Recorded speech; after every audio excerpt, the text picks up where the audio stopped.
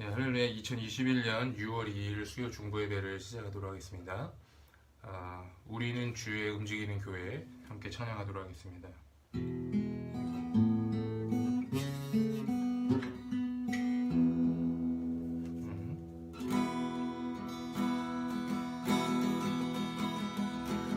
우리는 주의 움직이는 교회, 이곳은 주님을 위한 자리.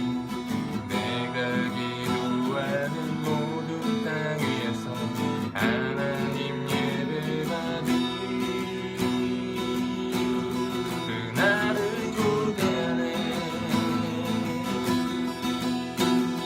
내 노래로 주님의 성전을 지으리.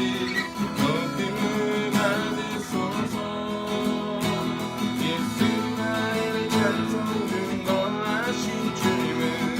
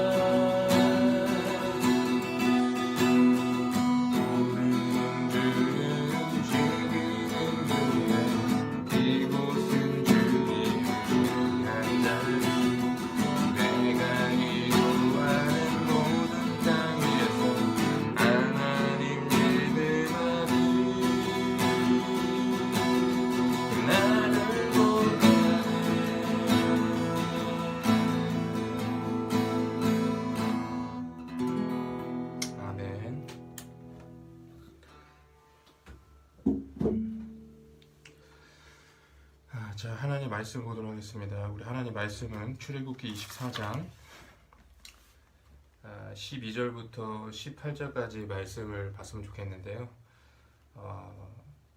그냥 좀 중요한 요절인 그 12절과 13절 말씀만 함께 보도록 하겠습니다.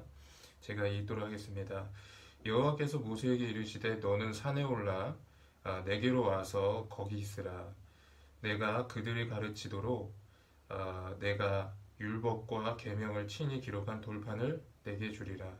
모세가 그의 부하 여호수아와 함께 일어나서 모세가 하나님의 산으로 올라가며. 아멘.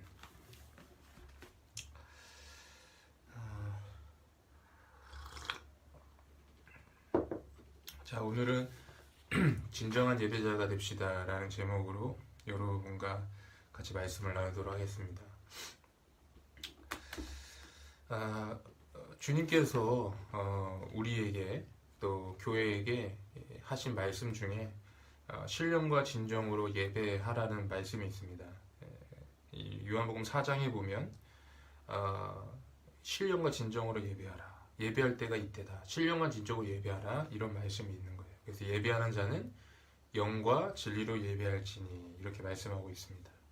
그리고 그렇게 예배하는 자들에게 주어지는 축복이 있는데 요한복음 7장 38절에 보면 이렇게 되어 있습니다.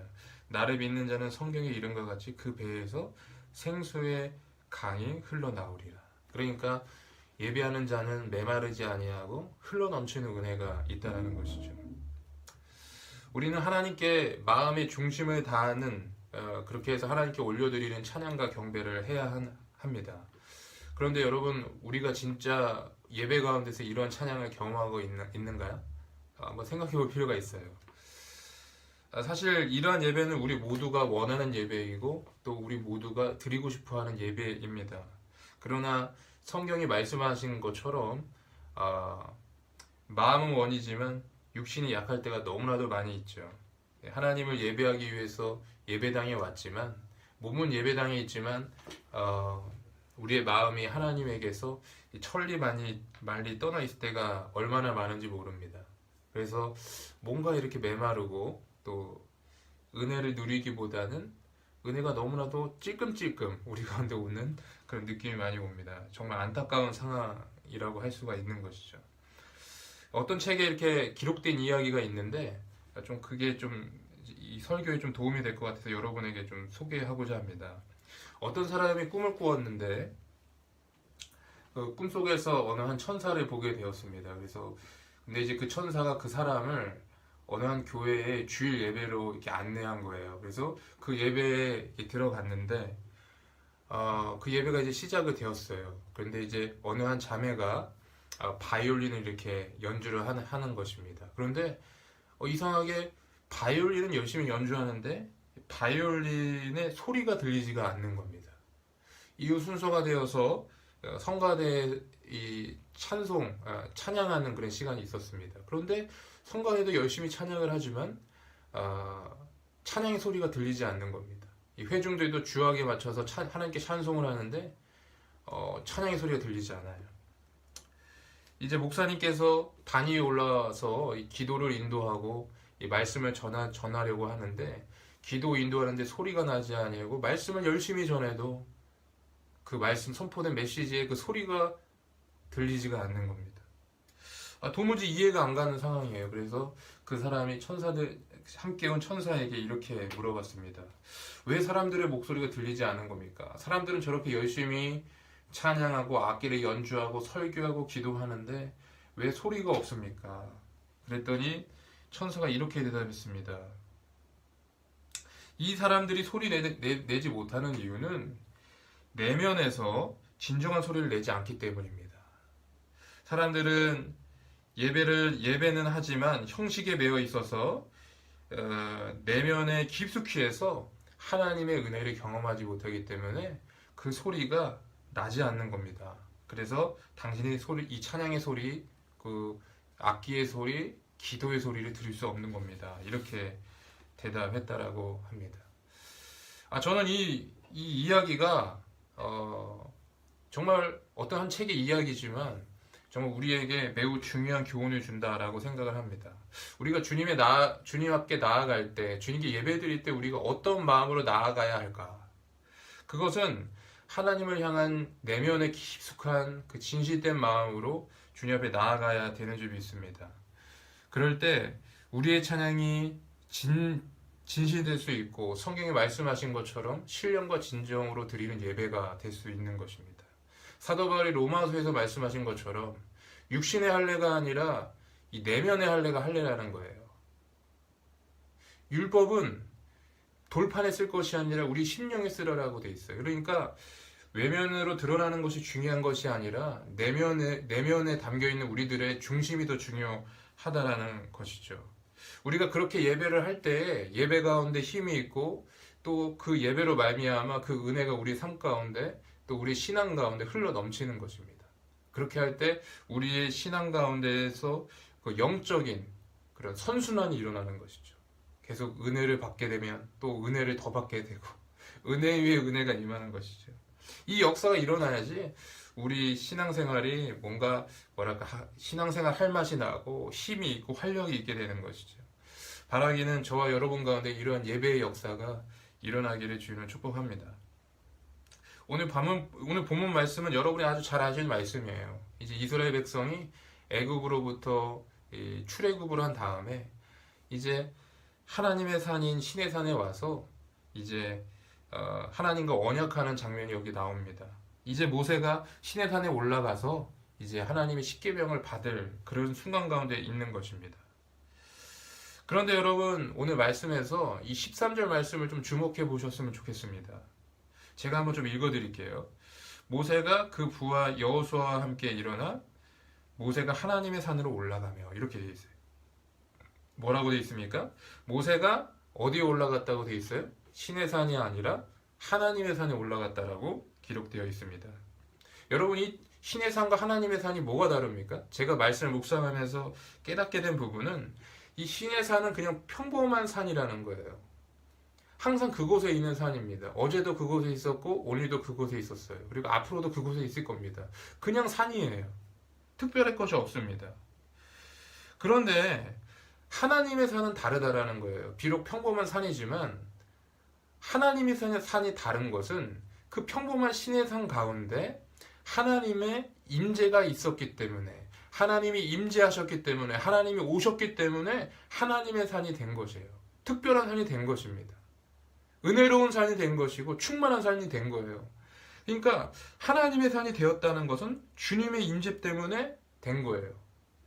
저는 이 말씀을 묵상하면서 우리의 예배도 동일하다라는 생각이 좀 듭니다. 우리가 하나님 앞에 예배를 드릴 때 놀라운 예배, 특별한 예배, 정말 은혜가 넘치는 예배를 드리기 위해서 어떻게 해야 될까? 거기에 관건은 뭐냐면 주님의 임재라는 것이죠. 어떤 화려한 조명도 아니고 또 어떤 은혜로운 설교도 아닙니다. 어떤 잘 짜여진 예배 프로그램도 아니에요. 진짜 하나님이 원하시는 예배는 주님의 임재가 있는 거예요. 우리가 정말 진짜 특별한 예배는 주님의 임재가 있는 예배예요. 그것이 관건이라는 것입니다. 그래서 주님의 임재가 있느냐 없느냐에 따라서 우리의 예배가 평범할 수도 있고 특별할 수도 있다라는 것입니다. 사랑하는 성도 여러분, 우리는 매주일 주님 앞에 나와서 예배를 드리죠. 그렇다면 여러분의 예배는 어떠신가요? 여러분의 예배는 특별한 가운데 있습니까? 아니면 어제 똑같고 오늘 똑같고 앞으로도 똑같을 그러한 아무런 정말 특별함이 없는 그런 예배를 드리고 계십니까? 중요한 게 있다는 것이죠. 그게 바로 주님의 임재라는 것이에요. 그래서 우리가 이 특별한 예배를 드리기 위해서 우리는 마음으로 주님의 임재를 사모해야 되는 줄 믿습니다. 그렇게 할 때 우리가 하나님의 은혜를 경험할 수 있는 거예요. 정말로 물이 변화해 포도주 되는 역사가 일어난 거예요. 완전히 바뀌게 되는 것입니다. 그와 같은 은혜가 있기를 주의 이름으로 축복합니다. 여러분 성경에 보면요, 이 마리아와 마르다의 이야기가 나옵니다. 그리고 이 두 자매가 서로 비교돼서 나옵니다. 저는 이 두 자매의 이야기를 통해서 정말 우리가 어떻게 하면 하나님 앞에 온전한 예배 드릴 수 있을지를 알 수 있다라고 저는 생각을 합니다. 어느 날 예수님께서 이 두 자매의 집, 마리아와 마르다의 집에 깜짝 방문을 하십니다. 여러분 얼마나 황송한 일입니까?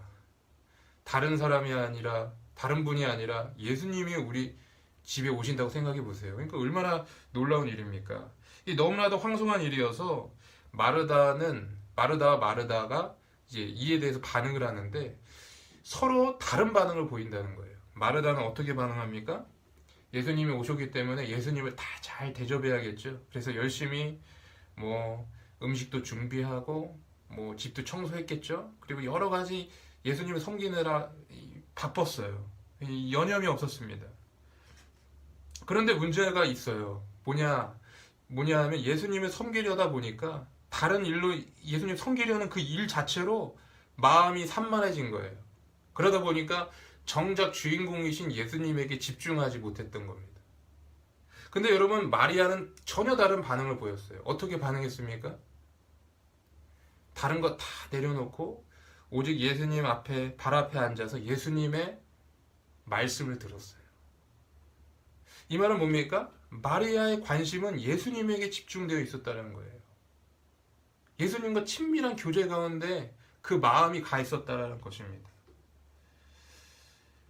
여러분, 이 말씀은 단순하게 우리가 교회에서 아무 일도 하지 않고 예배 봉사, 식당 봉사, 차량 봉사 이런 거 하지 않고 그러니까 모든 성도가 그냥 기도하는 일에만 전념하라 이런 뜻이 아닙니다.